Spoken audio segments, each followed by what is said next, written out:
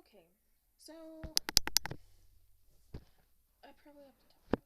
In my school, marijuana was very popular, and a lot of people were very open about it, and they were open about their usage because they thought it was cool to use marijuana. That was pretty much the most popular drug.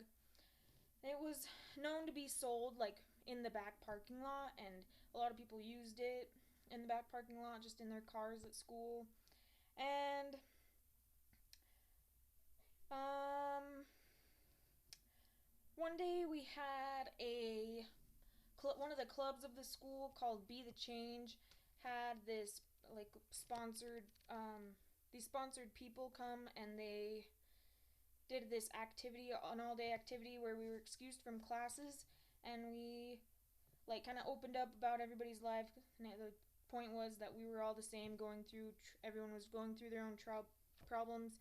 And some kid in front of everybody wanted to share that he was addicted to meth, and that he had been since like junior high.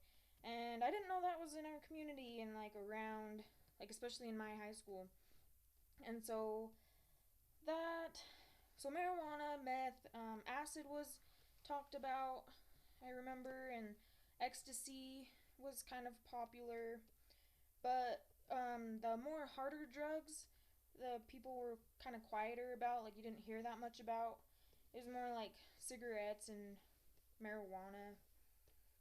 And I think that parents were most worried about weed because it's like the gateway drug.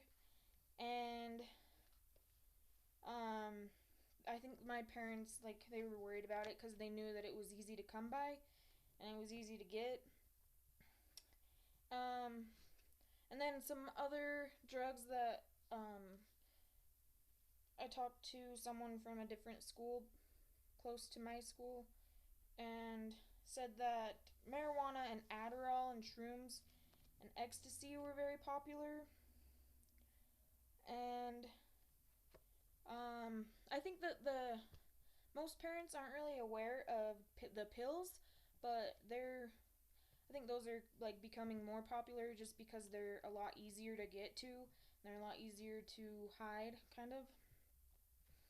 And I don't think that parents have a good idea or understand how popular drugs are in high school, especially just because a lot of kids don't think that there's any consequences to doing them.